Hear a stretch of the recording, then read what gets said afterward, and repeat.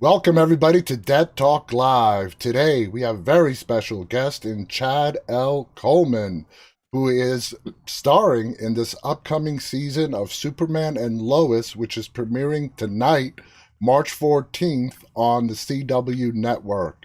Chad, thank you so much for being our guest today. How's it all going?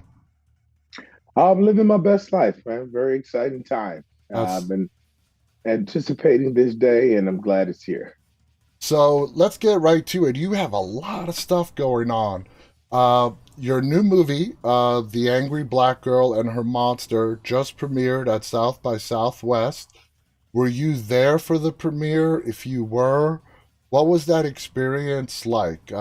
Just having your film being displayed at this huge film festival. Well, it was electrifying and an amazing experience. I'll never forget it. That was my first time at South by Southwest, and it was just phenomenal. Phenomenal movie. The director, Bomani J. Story, fantastic. Leia De Leon Hayes, amazing, and carrying that movie and being the lead. Uh, Denzel Whitaker's performance, spectacular, and Keith Holiday and all the other kids. Uh, yeah, it's just knock my socks off. It's got everything. It's E- got the it's a reimagining of the Frankenstein story through the eyes of a young black girl. Exactly, and I actually have that in my notes here. Now, you play the character Donald, who is Yeah, Vicara's father. What can you tell us yes. about your character, Donald? He's a man suffering the loss of his son. He loves his family, and the senseless death of his son is he's grieving that loss and self-medicating with substance and trying to get himself together and hold his family together. When you were presented with this script, whether the concept or you actually reading the entire script, what about it really stood out to you and made you really want to be a part of this project? The way he was able to juggle the social political overtones with the gore and how close he was able to kind of stick to what the original Frankenstein story did, and then just obviously the real power and reimagining it, not unlike Hamilton, Yeah. with Lin Manuel reimagining it. So I saw the real power and force in that choice, and but it's just a powerful piece of art that doesn't let you off the hook in terms of what's going on in marginalized communities. Now, in The Angry Black Girl and Her Monster, for people that don't know, is this a horror movie? Is it a thriller? Is it a drama? What It's is a it horror exactly? movie. It's a horror It's a movie. horror movie, Okay, sure, a okay. horror movie. Would you classify it more like psychological horror or a little bit of both with blood, gore, and all that good stuff? Both, both Okay. All right. Well, got the that blood and gore. that definitely Yeah. sounds interesting. Now, your character struggling with your son's death, battling addiction. How did you get into the mindset to, you know, get into the mindset of this character and relate to him?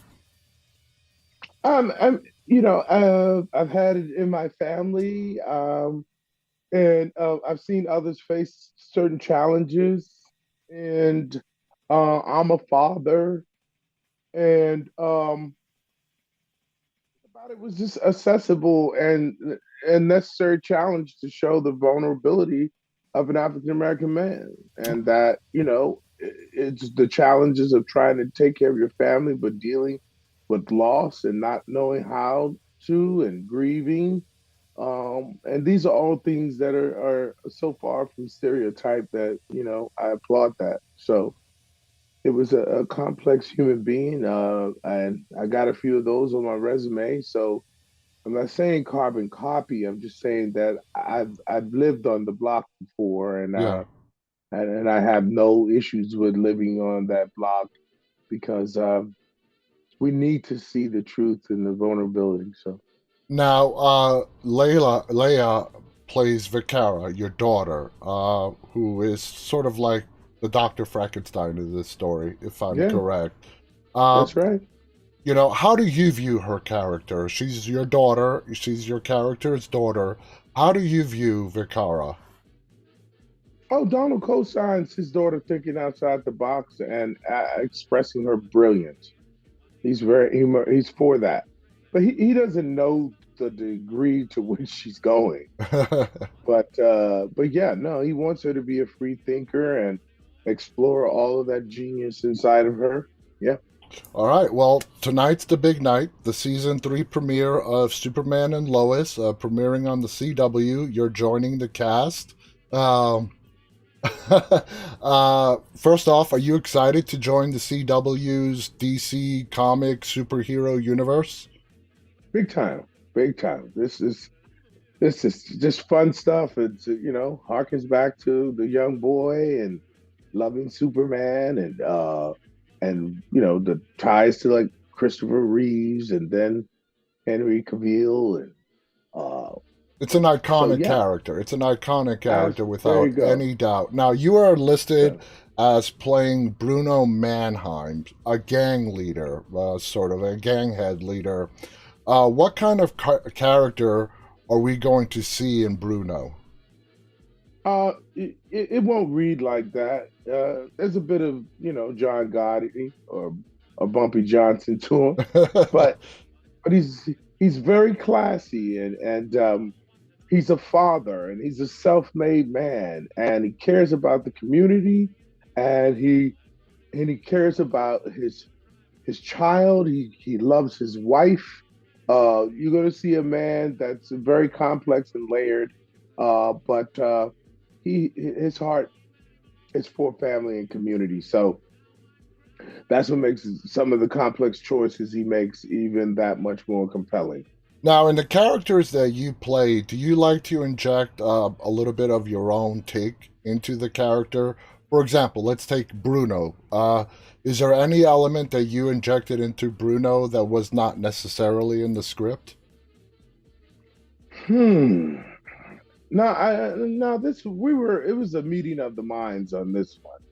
You know, what I saw and what they saw was the same, Okay, and yeah. So we didn't have any artistic conflicts, or I didn't need to try to impose something on it. It was all there. I was born to play the role. So nice, uh, yeah, we nice. didn't have.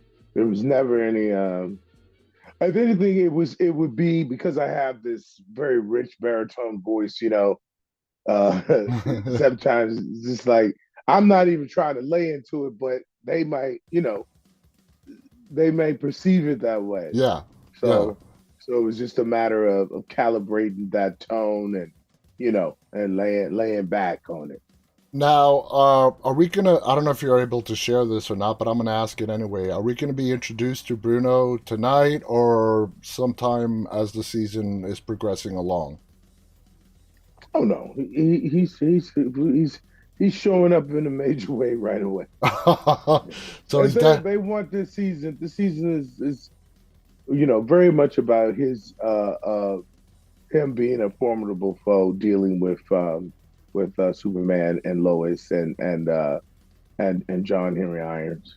So the way you described him is sort of like he's not all this bad guy, but he is going to be an antagonist to Superman and Clark Kent. That is correct, Okay. without a question, Okay. without a doubt. But they relate to Superman relates to him different than Clark does.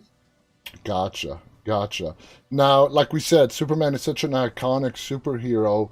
What was it like getting on the set with Tyler and Elizabeth, who plays, Clark Kent and Superman and Lois, and working together? Did you guys click right away? Was there chemistry right there?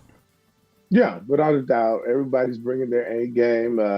Wonderful chemistry. He is a very charismatic, gracious, funny guy, and Bitsy's every much a spitfire and so smart. And and so talented. So they respect my game. I respect theirs, and we liked each other as people, and um, and everybody was all in. Bring your A game. Uh, Glad you're here. Feel like you're gonna, be a great benefit to the show. Yeah. Welcome me in like that, and we have a few mutual friends and things of that nature too. So I love yeah, your hat. What does it say? Superman and Lois. Superman and Lois. Awesome. That is Yeah, a great hat. yeah, I love it too. Now, let's talk a little bit about, your time on The Walking Dead. You were a huge fan favorite as Tyrese. Looking back now, uh, after all this time has passed, you were on the show during its peak viewership. We're talking about 20, 30, sometimes 40 million viewers every Yeah. week. Uh, Looking back now, what kind of impact do you think that had on your career being on that show at that time? I believe that it was a twofold deal. Only two other actors have bookends of The Wire and The Walking Dead. So I think it's always been the tandem of the two that producers, showrunners. Between those two, they have a desire to work with me. That's cool. I would include The Expanse as well, though. Yeah, You yeah, know, definitely. Now, yeah, you were in one of the most iconic episodes, The Grove, where you and Melissa McBride have to deal with the two girls, and where Melissa's character, Carol, had to put down Lizzie. What were your feelings as an actor reading that script? And that episode was also Michael Satrazemis's directorial debut as well. So, yeah, man, there was a lot of stuff going into that episode. What were your feelings on that sure. episode when you read that script? Well, first and foremost, incredibly excited for Magic Mike, as Yeah. I call him, and knowing this was his first time at the helm, and all the conversations and excitement and the willingness to go, you get a Airbnb hotel and stay together, and so it was exciting from that standpoint. And the girls were fantastic pros who understood what was going on as well as we did. Yeah. Um, and the episode was so heavy. Melissa McBride is just an incredible artist, and having the opportunity to dance with her is incredible. The girls' parents being there, and it was just an amazing experience. We it was special. That episode has always stood out as like top five, Oh, in yeah. terms of the show. So Yeah. we knew we had what Scott put on that page. We knew it was incredible, and everybody just wanted to answer the call, and we did. There's a powerful moment. I don't think it's that episode where Carol, Melissa's character, reveals to you that she's the one that killed your girlfriend at the Yeah, prison, and that's it. Tyrese forgives her. Very Yeah. powerful moment. Very powerful scene between the two of you. How did you and Melissa handle that? Did you rehearse it, or did it just come out naturally on the first take? Well, we talked about it a lot. We had a lot of time to just talk with each other and talk with the mic, and then it was go time. And once it was go time, I only did it three times, Nice. Yeah. I mean, but talk. maybe twice, Okay. and we just went for it. The dynamic of that scene is very much in the present, in the moment. Yeah. It's all the heat is already there. So Yeah. uh, You guys so nailed it. just being alive and not anticipating it, and where there needed to be certain level of stylized because of like the cut to the close up of the hand on the gun, Yeah. making sure that the audience perceived that he may pick that thing up and take her out. Exactly. We didn't know what was gonna happen. We didn't know, yeah. So calibrating that, and it happened. It just happened over two takes. It happened, man. It That's was beautiful. yeah, it was incredible, but very heavy, very heavy. Very heavy. Great scene. Memorable scene. Before I let you go, the there was a lot of upset fans on in regarding Tyrese's death. They didn't think he got the death that he deserved. Do you agree Mm. with that? Do you disagree with that? Or do you I think... disagree with that. I've always disagreed with that. I understand it. I think on some level it has to do with the graphic novel. On some level, what people don't understand is that Daryl Dixon was not in the graphic novel. You would Exactly. have saw a different Tyrese if that character hadn't been created. Mm-hmm. And in fact, Rita used to say, Rita thought when I got there, he was going to leave, that it was over for him. He said, I just kept giving you dirty looks because I thought you was going to take my position.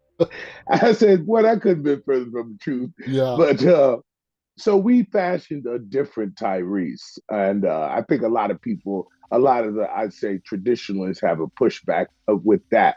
Yeah. But considering what we put together, that was an homage to that man. Yeah. It, to me, is a standalone episode that if you never knew anything about Tyrese and that's the only episode you saw, you would understand the man.